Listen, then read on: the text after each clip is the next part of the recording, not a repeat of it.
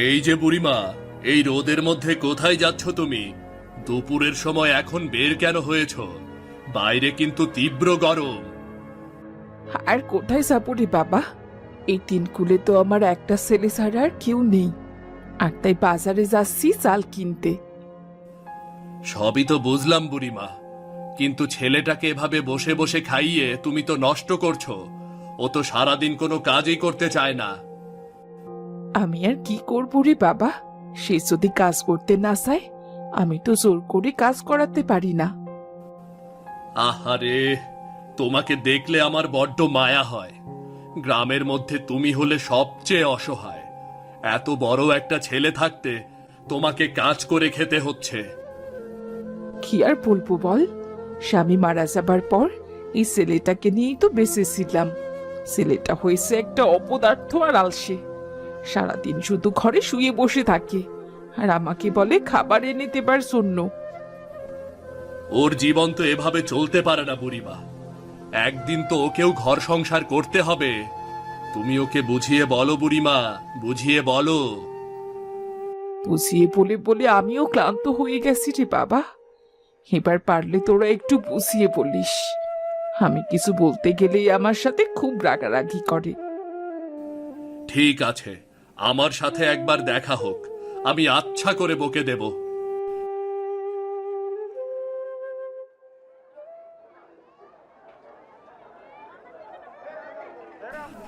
এই যে বুড়িমা, ভালোই হইছে তোমারে পাইয়া গেছি।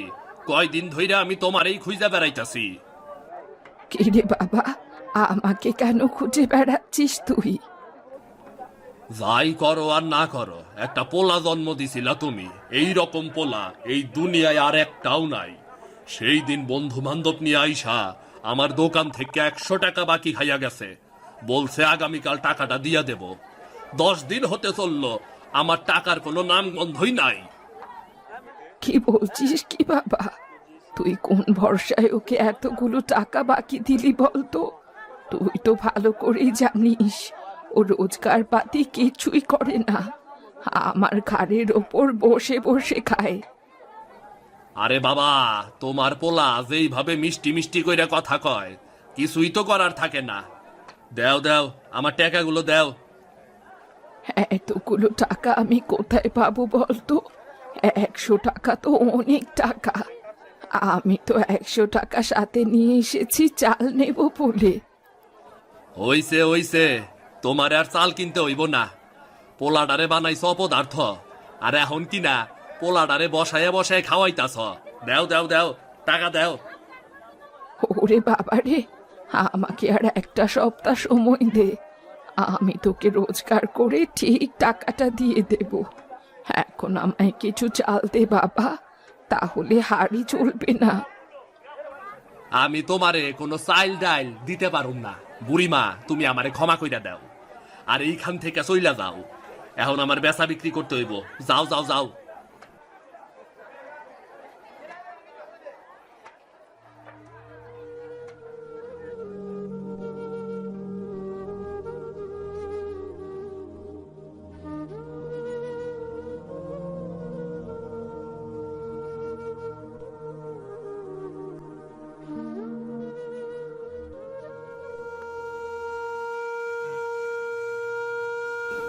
এই যে মা, এই সাত সকালে কোথায় বের হয়েছো বলো তো?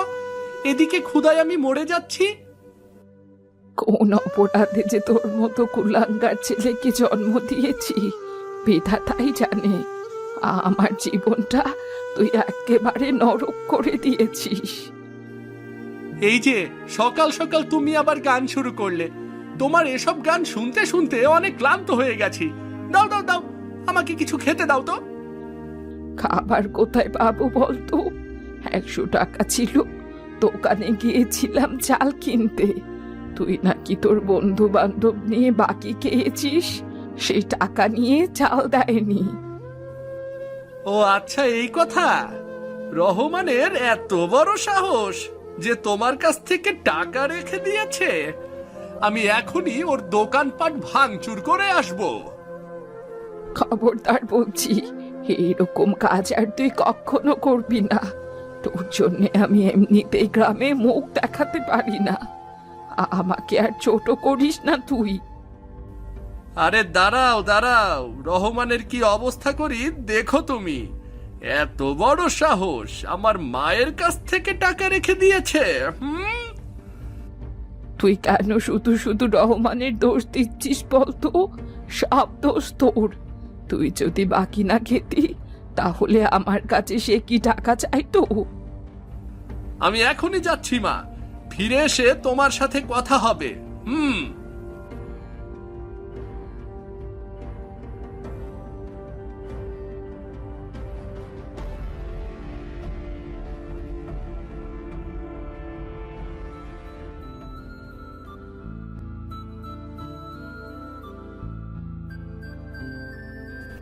বিনা, এই বিনা, বাড়িতে আছো গো বৌমা?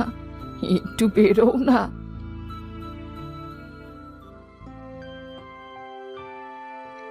আরে বুড়িমা, এই ভর দুপুর বেলা আপনি আমার বাড়ি? তা কি হয়েছে? এভাবে এমন বিধ্বস্ত দেখাচ্ছে কেন?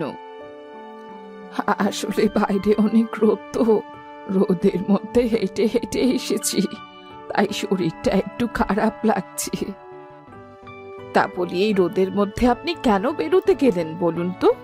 আপনার তো শরীর খারাপ করবে। আসুন বসুন, আমি আপনার জন্য একটু শরবত করে আনছি। না গো মা, তোমার শরবত করতে হবে না, তুমি বড্ড ভালো মেয়ে, তাই তো বিপদে পড়ে তোমার কাছে একটু কথা বলতে এসেছি। এত ভনিতা না করে কি হয়েছে বলুন তো?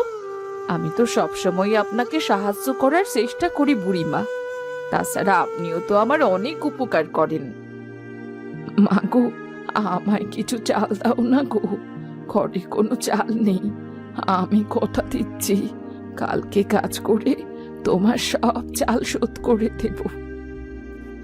আরে বাবা, সামান্য চালের জন্য আপনি এভাবে কথা বলছেন বুড়িমা? আমি এক্ষুনি চাল নিয়ে আসছি।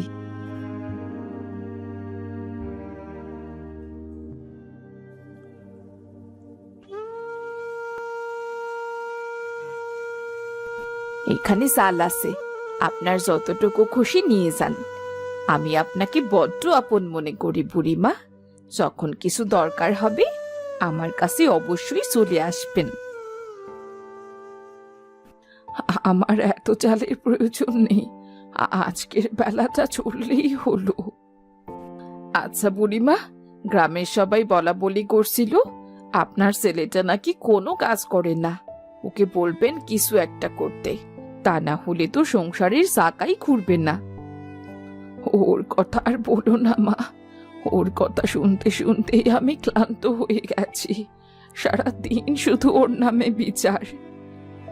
এসব নিয়ে আপনাকে এখন ভাবতে হবে না বুড়িমা, আপনি বয়স্ক মানুষ, বাড়ি গিয়ে বিশ্রাম নিন। রহমান কি করেছে জানিস? আমার মায়ের কাছ থেকে সেদিন বাকি সব টাকা রেখে দিয়েছে। কি বলছিস তুই? রহমানের সাহস তো কম না, আমাদের টাকা আবার জোর করে রেখে দেয়। না না না না না না, ওর একটা সর্বনাশ আমি করেই ছাড়বো রে। এমন কিছু একটা করব যেন ও জীবনের মতো একটা শিক্ষা পায়। কি করবি বলতো? যা করার আজকেই করতে হবে। রাতের বেলা সবাই যখন ঘুমিয়ে পড়বে তখন তুই আর আমি ওর দোকানে গিয়ে সবকিছু লন্ডভন্ড করে দিয়ে আসবো। আরে না না না না না, আমার বড্ড ভয় লাগছে রে। কেউ যদি জানতে পারে তাহলে একেবারে সর্বনাশ হয়ে যাবে রে। তাছাড়া গ্রামের মধ্যে এসব করা একদমই ঠিক হবে না। এমনিতেই গ্রামের মানুষ তোকে আর আমাকে একদমই দেখতে পারে না। আরে এত ভয় পেলে কি চলবে নাকি রে? এত ভয় পেলে তুই আর আমি এ গ্রামে থাকতে পারবো না রে। ওকে আমি শাস্তি দেবই, আজ রাতেই শাস্তি দেব। তুই চলে আসবি কিন্তু।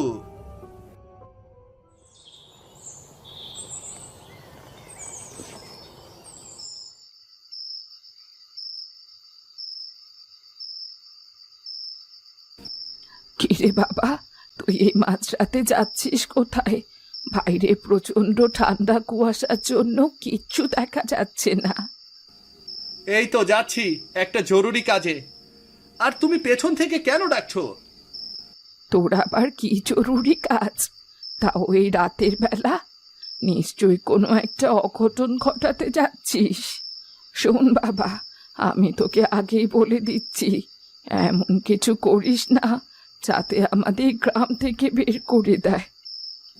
শোনো মা, তুমি শুধু শুধুই এত ভয় পাও। এত ভয় পাওয়ার মতো কিছুই হয়নি।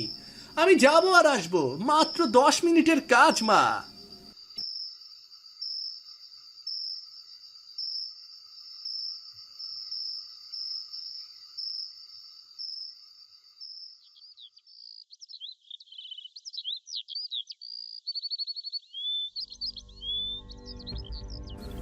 হায়রে, আমার সর্বনাশ হইয়া গেল রে। কে কোথায় আসো রে? আমার সর্বনাশ হইয়া গেল। আবার সব কিছু শেষ কইরা ফালাইছে। তোমরা দেইখা যাও, তোমরা দেইখা যাও, আমার দোকানে কিচ্ছুটা নাই। দেইখা যাও তোমরা।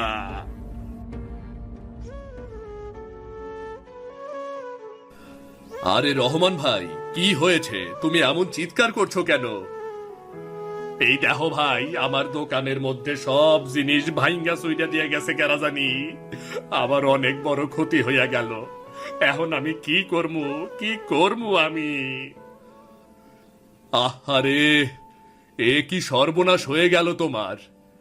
এমন কাজ কোন পাষণ্ড করেছে? এত বড় পাষণ্ড এই গ্রামে কে আছে? আমি জানি না এই কাজ কারা করছে। এই কাজ রাজু ছাড়া আর কেউ করে নাই। গতকাল সকালবেলা রাজুর মার কাছ থেকে আমি 100 টাকা বাকি রেখে দিছিলাম, আর তাই সেই রাগে ও এই সব কাজগুলা করছে। তুমি ঠিক কথা বলেছ। ওই ছেলে আগেও গ্রামে অনেক অঘটন ঘটিয়েছে। না না না, এমন অনাচার আর সহ্য করা যাবে না। আমি এই ঘটনার একটা শেষ দেখা ছাড়মু। এখনই যামু চেয়ারম্যানের কাছে নালিশ নিয়া, দেখি চেয়ারম্যান কি করে। চলো চলো, আমিও যাচ্ছি। আজকে দুজনে মিলে একটা হেস্তনেস্ত করেই ছাড়বো।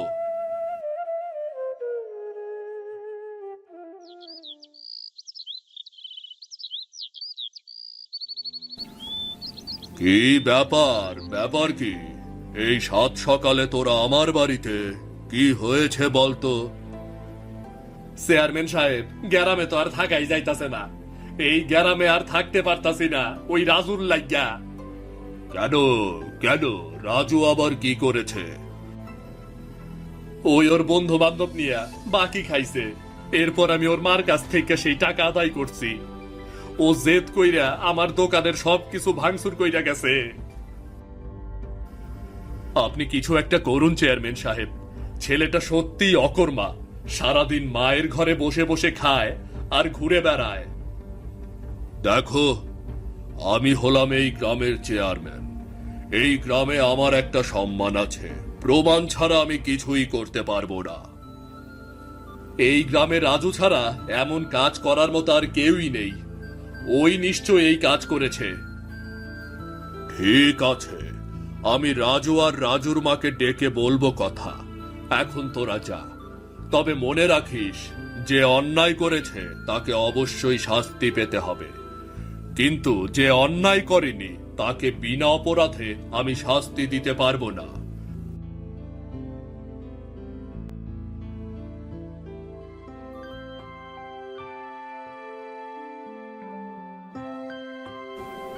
মা, ও মা, কোথায় গেলে? তাড়াতাড়ি এদিকে এসো।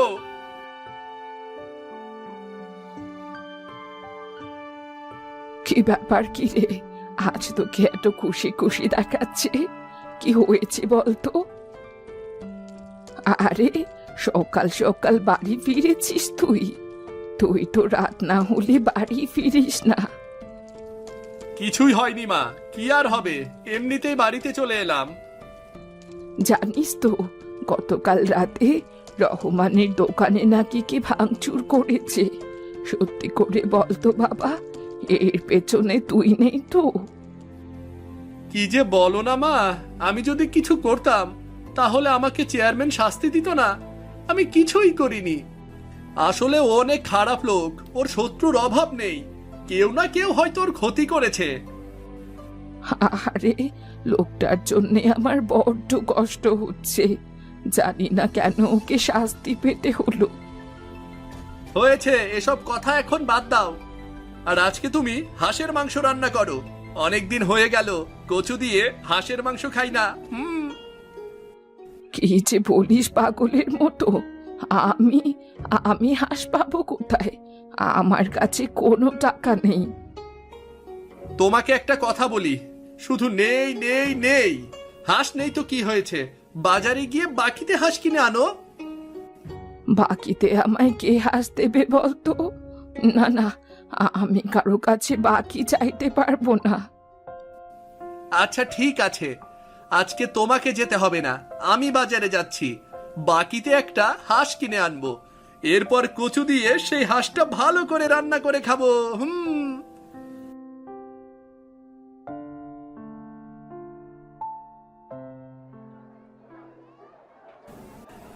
এই যে, এই সাত সকালে তুই বাজারে কি করছিস রে? আহ কাকু, আমাকে দেখলেই তুমি যত সব আজে বাজে কথা বলো। তোমার দোকানে তো বেশ ভালো ভালো হাঁস দেখতে পাচ্ছি গো। হ্যাঁ রে বাবা, আমি বড় একটা হাঁসের খামার করেছি, সেখান থেকে হাঁস বিক্রি করতে এসেছি। তোমার ওখান থেকে আমাকে একটা হাঁস বাকিতে দাও না কাকু, আমি কথা দিচ্ছি আগামী সপ্তাহে তোমার টাকাটা শোধ করে দেব আমি। তোর কথা শুনে হেসে মরে যাই। কাজ বাজ তো কিছুই করিস না, আমার টাকা কোথা থেকে শোধ করবি শুনি? হ্যাঁ, তা আমি যেখান থেকে পারি শোধ করব, সেটা নিয়ে তোমাকে ভাবতে হবে না। এবার একটা হাঁস দাও, বাড়িতে গিয়ে কচু দিয়ে রান্না করে খাবো গো। দাও দাও। না না, আমি কোনো বাকি টাকি দিতে পারবো না। এখন এখান থেকে ভাগ ভাগ বলছি, এখান থেকে। তোমার সাহস তো কম নয়, তুমি আমাকে অপমান করলে। ঠিক আছে, আমিও দেখে নেব তুমি এ বাজারে হাঁস কি করে বিক্রি করো, দেখে নেব আমি।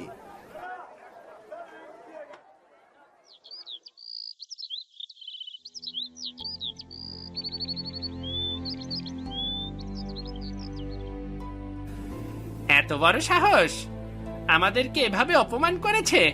ঠিক আছে, আজ রাতের বেলায় ওর খোয়ার থেকে সবগুলো হাঁস চুরি করে নিয়ে আসবো আমরা। একদমই ঠিক কথা বলেছিস। কত বড় সাহস, তুই চিন্তা করে দেখ একবার। একটা হাঁস বাকিতে চাইলাম আর দিল না। কিন্তু একবার ধরা পড়ে গেলে কিন্তু সর্বনাশ হয়ে যাবে রে। এমনিতেই রহমানের লোকেরা আমাদের উপর সন্দেহ করছে। তুই একদম ঠিক কথা বলেছিস রে। রহমান এমনিতেই আমাদের উপর রেগে আছে। সমস্যা নেই, আজকেই শেষ, এরপর আর এ ধরনের কাজ করবই না। তাহলে তুই তৈরি হয়ে থাকিস, যখন সবাই ঘুমিয়ে পড়বে আমরা হাঁস চুরি করতে বের হব, কেমন?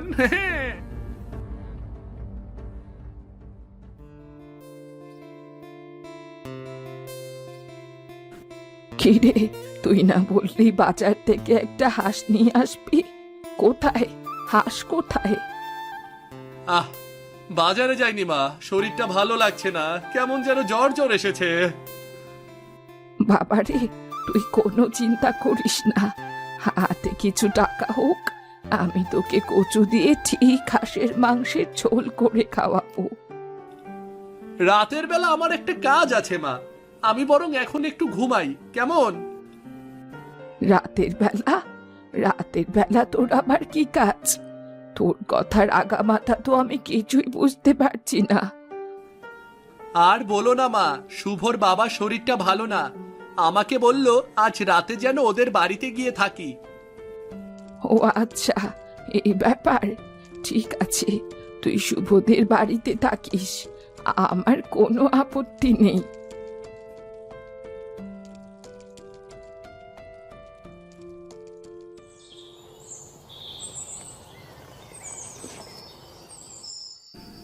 কই রে, কিছুই তো দেখতে পাচ্ছি না, চারদিক তো একেবারে অন্ধকার রে। ওই তো দেখ, খোয়ারটা এখান থেকে দূরে, ওই যে দেখা যাচ্ছে, ওখানেই হাঁসগুলো রয়েছে। চল চল, সবগুলো হাঁস বের করে নিয়ে আসবো, চল চল।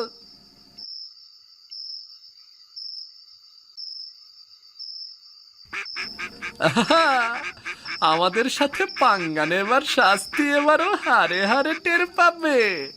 আমাকে একটা হাঁস বাকিতে দিলে ও সবগুলো হাঁস হারাতো না। তাড়াতাড়ি হাত চালা, না হলে কিন্তু ধরা পড়ে যাব। হাত চালা তাড়াতাড়ি।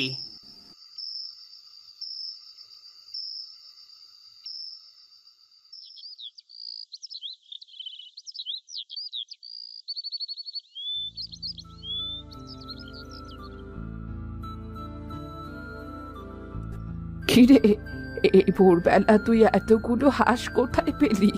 সত্যি করে বলতো, হাঁসগুলো কোথা থেকে চুরি করে এনেছিস?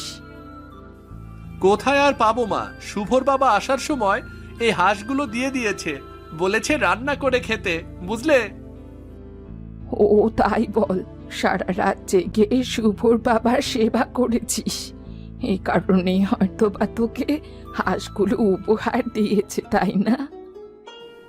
আর দেরি করো না, যাও যাও বাজার থেকে কচু নিয়ে এসো, কচু দিয়ে হাঁস রান্না করো। কতদিন ধরে হাঁস খেতে ইচ্ছে করছে। আরে বাবা, এখন তো ভোরবেলা, আগে দোকান খুলতে দে, তারপর না হয় কচু কিনে এনে হাঁস রান্না করব।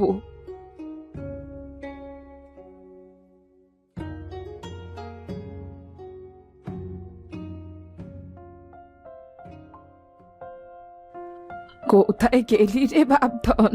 এই দেখ, আমি তোর জন্যে কচু দিয়ে হাঁসের মাংসের ঝোল করেছি, আয় দেখি, খেতে আয়।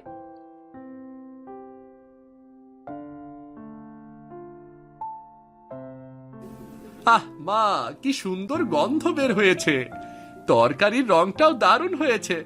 দাও দাও, আমাকে তাড়াতাড়ি খেতে দাও, আমি যে আর সহ্য করতে পারছি না, দাও। আচ্ছা, শুভদের বাড়িতে তুই একটু তরকারি দিয়ে আয়, এখানে তো 3টে হাঁস রান্না করেছি, অনেকটুকু মাংস হয়েছে। কেন, শুভদের বাড়িতে আবার মাংস দিতে যাব কেন? কি যে বলো না মা তুমি। সকালেই তো তুই বললি শুভ বাবা তোকে হাঁসগুলো উপহার দিয়েছে, তাই বললাম আর কি। শুভদের বাড়িতে একটু তরকারি দিয়ে আয়। ওসব নিয়ে তোমাকে আর ভাবতে হবে না মা, এখন খেতে বসেছো, খাও, এসব কথা পরে বললেও হবে।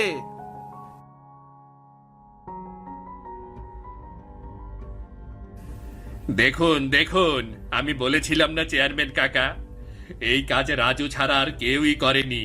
এই যে দেখুন দেখুন। কি ব্যাপার, কি এখানে তুমি কি করছো? তোমার কি সমস্যা বলো তো? তুই আমার মুখে মুখে তর্ক করছিস, আমার বাড়ি থেকে হাঁস চুরি করে এনেছিস, আবার আমার মুখে মুখে কথা। ছি ছি ছি ছি, শেষ পর্যন্ত তুই কেনা চুরি করলি, আর সেই চুরি করা হাঁস তুই আমাকে খাওয়াচ্ছিস? তোর মতো কুসন্তান জন্ম দেবার আগে আমি মরে কেন গেলাম না? তোমার নামে অনেক আজে বাজে কথা শুনেছি রাজু, কিন্তু আমি বিশ্বাস করিনি। আজ তুমি প্রমাণ করে দিলে সত্যি তুমি একটা চোর। আর এর আগে রহমানের দোকানেও তুমি ভাঙচুর করেছো, তাই না? হ্যাঁ রাজু, এইসব কি বলছে চেয়ারম্যান সাহেব? সত্যি তুই এসব কাজ করেছিস? না, তোকে আমি আর ছেলে হিসেবে স্বীকারই করি না। আমার বড্ড ভুল হয়ে গেছে চেয়ারম্যান সাহেব, আমি সত্যি এসব খারাপ কাজ করেছি, দয়া করে আমাকে ক্ষমা করে দিন, আমাকে ক্ষমা করে দিন চেয়ারম্যান সাহেব। না না, ওকে কোনো ক্ষমা করা যাবে না চেয়ারম্যান সাহেব, আপনি আপনি ওকে পুলিশে দিয়ে দিন। এমন সন্তান চাই না আমি। ঠিক আছে মোহন, আমি তোমার হাঁসের দামগুলো দিয়ে দিচ্ছি।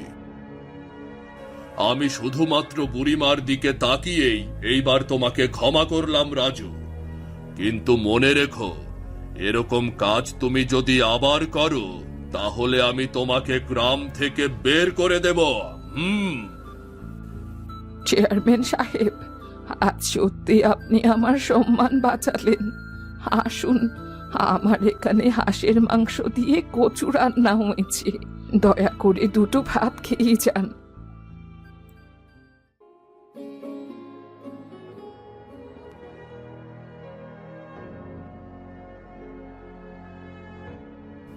কি ব্যাপার গিন্নি, এখানে মন খারাপ করে একা একা বসে আছো? কি হয়েছে তোমার? কি আবার হবে, দেখতে দেখতে বয়স তো আর কম হলো না, এখনো ঈশ্বর আমাকে কোনো সন্তানই দিলেন না। আরে বাবা, এখনো সন্তান হয়নি তো কি হয়েছে? নিশ্চয়ই সৃষ্টিকর্তা তোমাকে সন্তান দেবেনই দেবেন। হয়েছে হয়েছে, শুধু শুধু আমাকে তোমার সান্ত্বনা দিতে হবে না। আমি জানি আমি কখনোই তোমাকে সন্তানের সুখ দিতে পারবো না। সন্তান হয়নি তো কি হয়েছে? আমি তো তোমাকে সব কিছুই দিয়েছি। এত বড় বাড়ি, অর্থ, সম্পদ, কিসের অভাব তোমার বলো? আসলে আমার কিসের অভাব সেটা তুমি বুঝবে না। যদি তুমি একজন নারী হতে তাহলে তুমি ঠিক বুঝতে পারতে আসলে আমি কি চাই। ঠিক আছে, তোমার সাথে আমি কথাই পারবো না, কিন্তু মনে রেখো তুমি হলে বাড়ির গিন্নিমা, তোমার সম্মান সবার ওপরে। আমাকে আর মিথ্যে বলে খুশি করার চেষ্টা করো না। যাও তো, এখন হাত মুখ ধুয়ে এসো, তোমার খাবারের সময় হয়ে গেছে।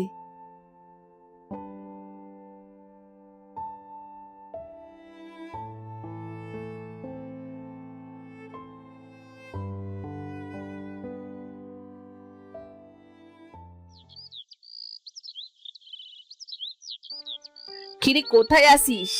একটু এদিকে আয় তো। ঘরে বাজার বলতে কিচ্ছু নেই, তোকে বাজারে যেতে হবে।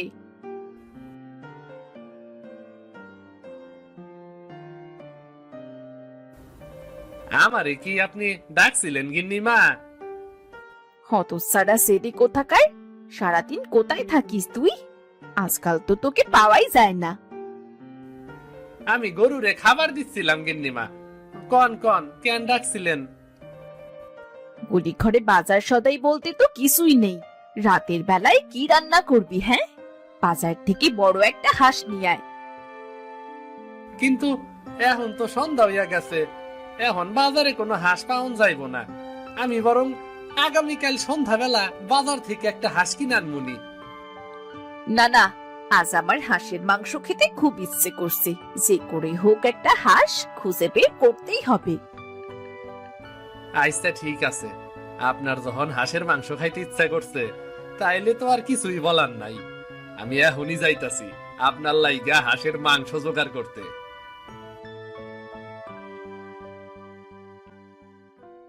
ওই একই গ্রামে করিম নামে একজন লোক বাস করতেন। তার একমাত্র মেয়ের নাম ছিল জুলেখা। করিমের স্ত্রী মারা গেছে 5 বছর আগে। জুলেখা এখন কিছুটা বড় হয়েছে, সে অনেকগুলো হাঁস পালন করত।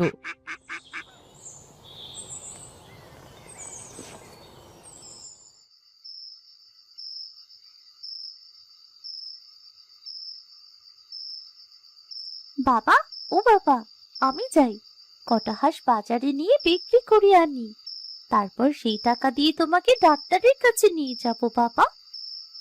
এই ভর সন্ধ্যাবেলা তুই কোথায় হাঁস বিক্রি করবি মা?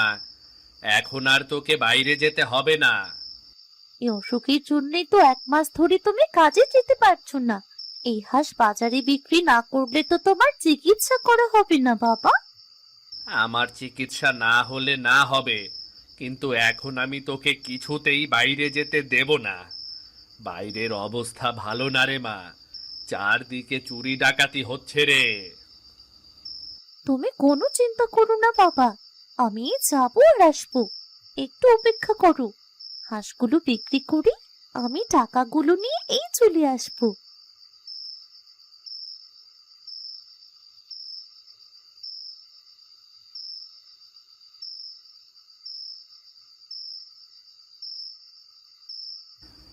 এই যে মাইয়া, মাথার মধ্যে হাঁস নিয়ে কই যাইতেছ? হ্যাঁ, কোথায় আর যাবো কাকা, এই হাঁসগুলো বিক্রি করার জন্য বাজারে নিয়ে যাচ্ছি। আরে বাহ, তোমার হাঁসগুলান তো সত্যি সত্যি অনেক সুন্দর। এক কাজ করো, এই হাঁসগুলান তোমার বিক্রি করতে হইব না, তুমি আমার লগে একটা জায়গায় চলো চলো চলো। কিন্তু কোথায় যাবো কাকা, তুমি যদি হাঁসগুলো না কেনো তাহলে কিন্তু আমি বড্ড বিপদে পড়ে যাব। আমার বাবার শরীরটা খুব খারাপ। আরে বাবা, এই হাঁসগুলা কিনবো বলেই তো তোমারে ডাকতাছি নাকি? শুধু শুধু কথা বইলা সময় নষ্ট কইরো না, চলো চলো।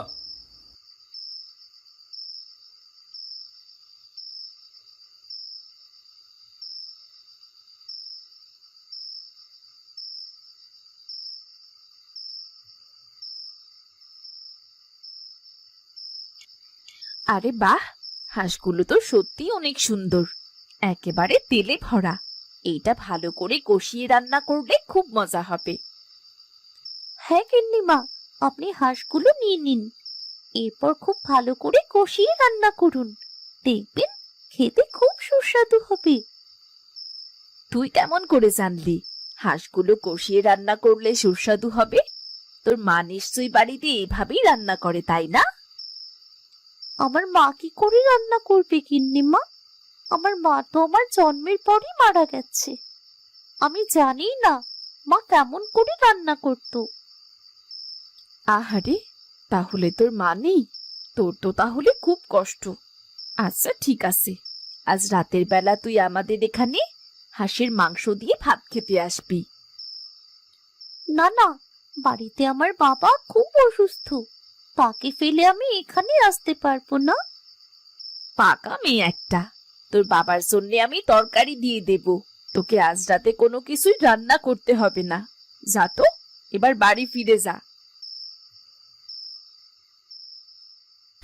এই মেয়ে, এই টাকাগুলো গিন্নিমা তোকে খুশি হয়ে দিয়েছে, আরো 50 টাকা বেশি দিয়েছে। এই টাকাগুলো দিয়ে তুই তোর বাবার চিকিৎসা করিস।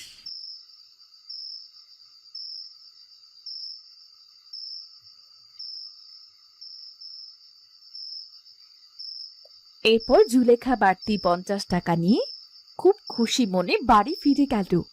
গিয়ে তার বাবার সাথে খুব গল্প করতে লাগলো। জানো বাবা, গিন্নিমা খুব ভালো মানুষ, আমাকে খুব ভালোবাসলো। আর দেখো না, আমাকে 50 টাকা বেশি দিয়েছে, আর বলেছে আজ রাতে যেন আমি ওখানে খেতে চাই।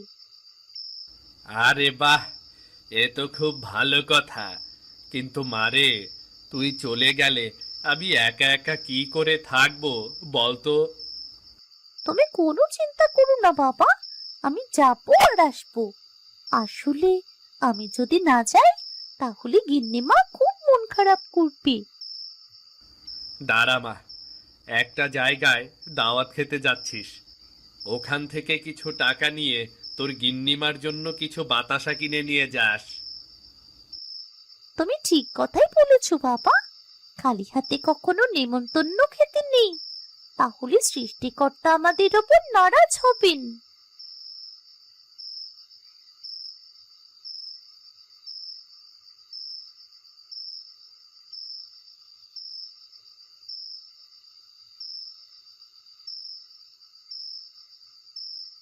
তুই এসেছিস, আমি খুব খুশি হয়েছি।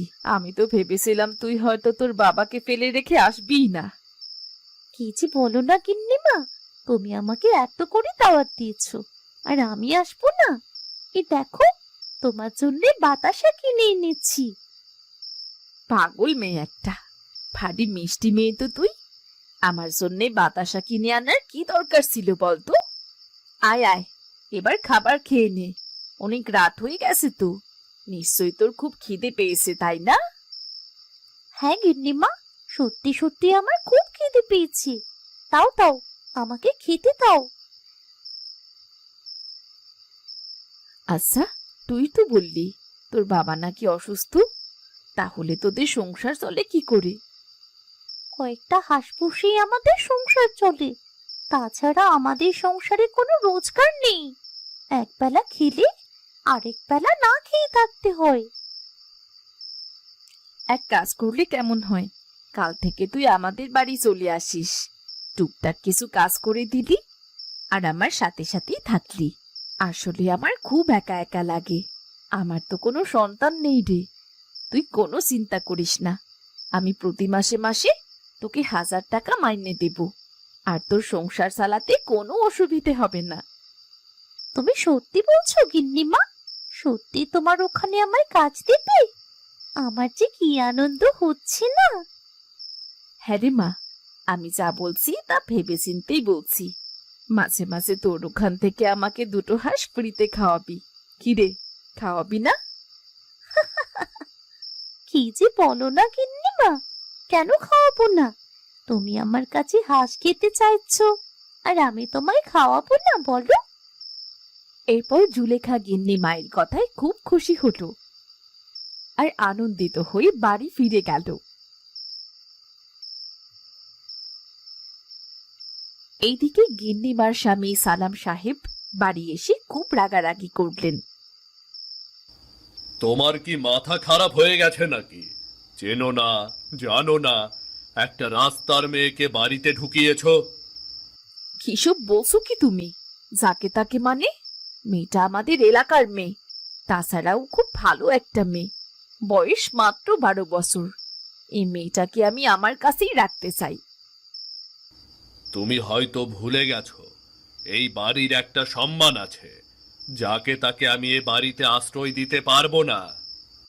শোনো, আমি তোমাকে একটা কথা স্পষ্ট করে বলে দিচ্ছি, তুমি যদি এই মেয়েটাকে জায়গা না দাও তাহলে কিন্তু আমি আমার বাপের বাড়ি চলে যাব। আচ্ছা, এই মেয়েটার প্রতি তোমার এত দরদের কারণ কি বলো তো? দরদের আবার কারণ কি থাকবে? আমি নিঃসন্তান, আমার কোনো সন্তান নেই। বাড়িতে আমি একা থাকি, তুমি সারাটা দিন তোমার কাজ নিয়ে বাইরে থাকো, আমাকে তো একটু সময়ও দাও না। একবার ভেবেছো আমার সারাটা দিন কিভাবে কাটে? ঠিক আছে, তোমার যা খুশি তুমি তাই করো, আমি তোমাকে কিছুই বলবো না। কিন্তু মনে রেখো, বাড়ি থেকে যদি কিছু চুরি যায় তাহলে কিন্তু তার দায় তোমাকেই নিতে হবে, বলে দিলাম।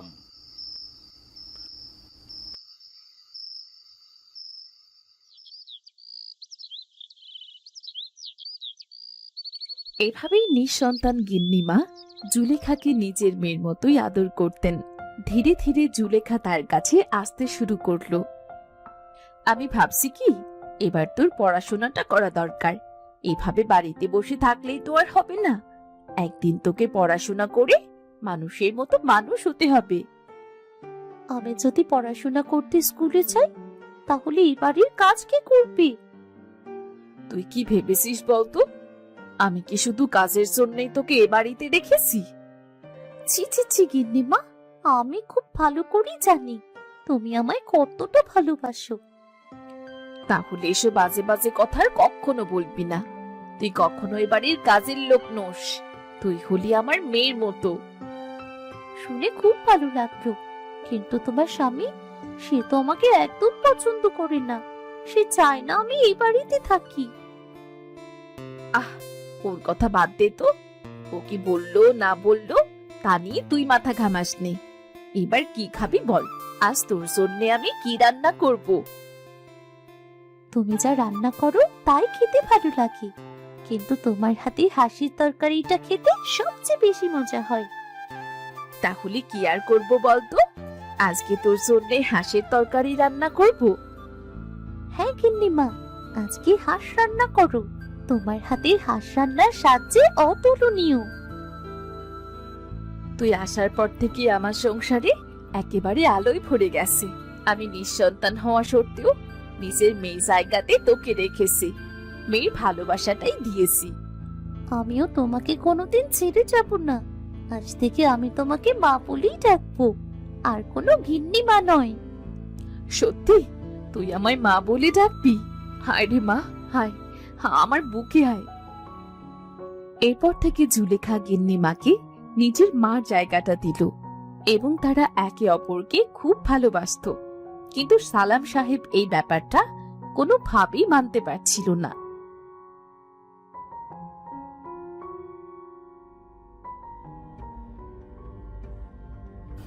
তোমার ব্যাপারখানা কি আমাকে একটু বলো তো? ওই মেয়েটা তোমাকে মা বলে কেন ডাকছে? কেন, মা বলে ডাকা কি অপরাধ? আজকে যদি আমার সময় মতো বাচ্চা হতো তাহলে ওর বয়সী একটা মেয়ে থাকতো আমার। শোনো মেয়ে, মেয়ে আর মেয়ের মতো এই দুটি শব্দের মধ্যে অনেক পার্থক্য আছে। তুমি হয়তো ভুলে গেছো আমাদের একটা বংশমর্যাদা আছে, রাস্তার একটা মেয়েকে ধরে তুমি মেয়ে বলে ডাকছো? ছি ছি। খবরদার বলছি, জুলেখাকে আর কখনো রাস্তার মেয়ে বলে ডাকবে না। আমি তো ঠিক করে নিয়েছি জুলেখাকে দত্তক নেব। কি বলছো পাগলের মতো? জুলেখাকে দত্তক নেবে মানে? আমি বেঁচে থাকতে তা কখনোই হতে দেব না। আমার সম্পত্তি একটা বাইরের মেয়ে ভোগ করবে, তা কখনোই হতে পারে না, কখনোই না। তুমি আজ যে সম্পত্তির কথা বলছো না, হয়তো তুমি ভুলেই গেছো এগুলো সবকিছু আমার বাবার দেওয়া। তুমি তো রাস্তা থেকে উঠে এসেছো। তোমাকে আমার বাবা এই বাড়িতে জায়গা দিয়েছিল, আর তাই তুমি আজকে এত সম্পত্তির মালিক। শেষ পর্যন্ত তুমি আমাকে খোঁটা দিচ্ছ। আমার বাবা তোমাকে সমস্ত সম্পত্তি লিখে দিয়েছেন থাকার জন্যে, এই বাড়িটা দিয়েছেন, এমনকি নিজের বাড়ি ছেড়ে চলে গিয়ে অন্য একটা বাড়িতে থাকছেন। তুমি যদি বেশি বাড়াবাড়ি করো না, তাহলে এই বাড়ি ছেড়ে আমি চলে যাব। ঠিক আছে, আমি তোমাকে আর কিছুই বলবো না। তোমার যা খুশি তুমি তাই করতে পারো, কিন্তু মনে রেখো এর ফলাফল কখনোই ভালো হবে না।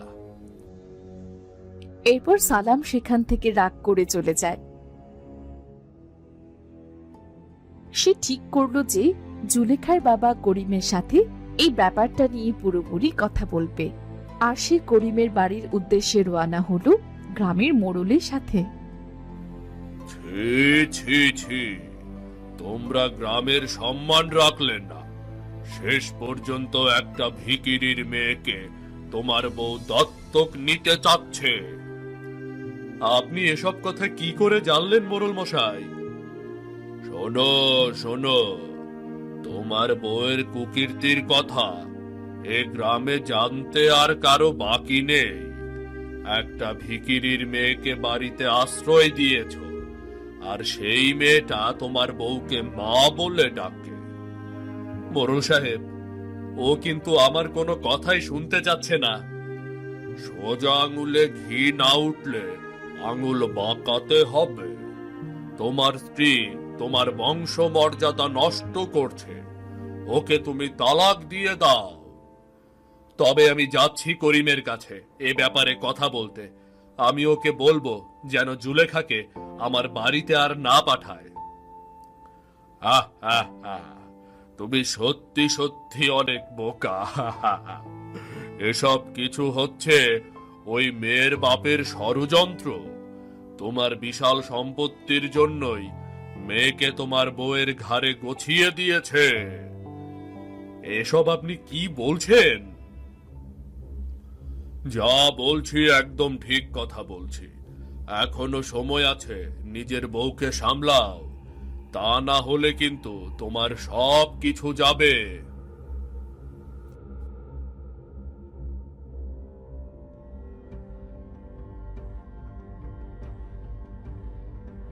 করিম মিয়া, এই করিম মিয়া, বাড়িতে আসো নাকি? আরে সালাম সাহেব যে, আপনি আমার বাড়িতে? এই গরিবের বাড়িতে আজকে হাতির পাড়া পড়েছে।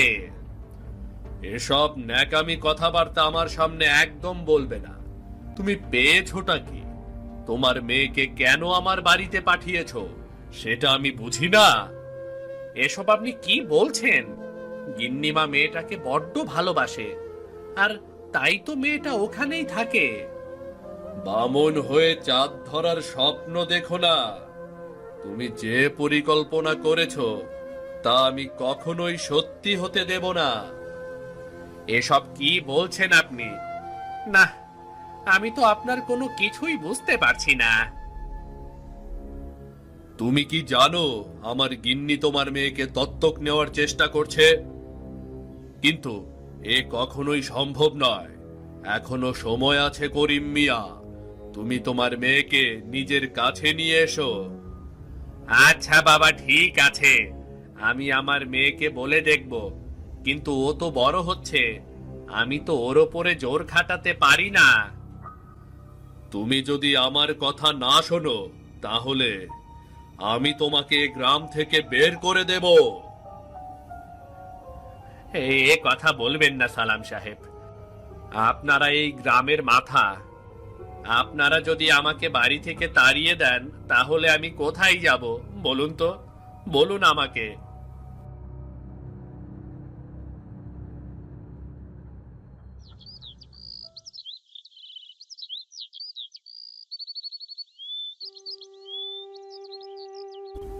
জুলেখা, মারে, তুই কোথায় গেলি মা?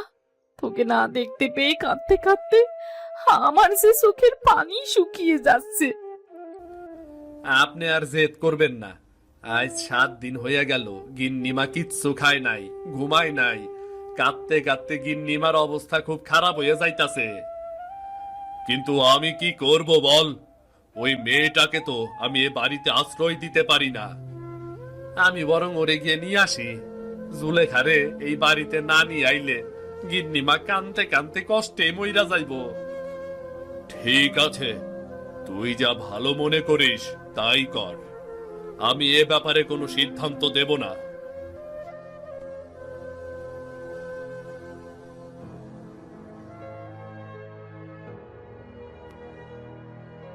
আমাকে দয়া করে আমার বাড়ি যেতে বলবেন না। আমিও আর ও বাড়িতে যেতে চাই না। যা হবার হয়ে গেছে, যাই হোক, আমার মেয়েকে আমি ও বাড়িতে পাঠাবো না। ও বাড়িতে গেলে আমাকে আর আমার বাবাকে অনেক অপমান করা হবে। আজ 7 দিন হইল গিন্নিমা তোর লাইগা কানতে কানতে পাগল হইয়া গেছে। আজ যদি তুই বাড়িতে না যাস তাইলে গিন্নিমা কাটতে কাটতে মইরাই যাইব রে। ঠিক আছে, এই শেষবার। তবে আজকের পর থেকে আমি কোনোদিন ও বাড়িতে যাব না।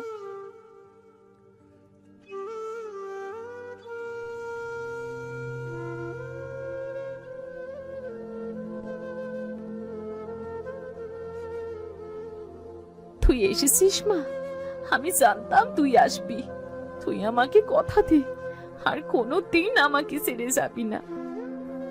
তুই আমার সন্তানের পরিচয়ে বড় হবি, আর তুই এখানেই থাকবি। আমি তোকে দত্তক নেব রে মা। আমি জানি আমি তোর সাথে অনেক দুর্ব্যবহার করেছি। দয়া করে নিজের বাবাকে ক্ষমা করে দে মা, ক্ষমা করে দে। তুই তোর বাবার কথা চিন্তা করিস না তো। তোর বাবাকেও আমি এখানে আনার চেষ্টা করব। আর এরপর থেকে জুলেখা পাকাপাকি ভাবে গিন্নি মায়ের কাছে বড় হতে লাগলো। আর সে নিজের সন্তানের মতো করেই জুলেখাকে বড় করে তুললেন।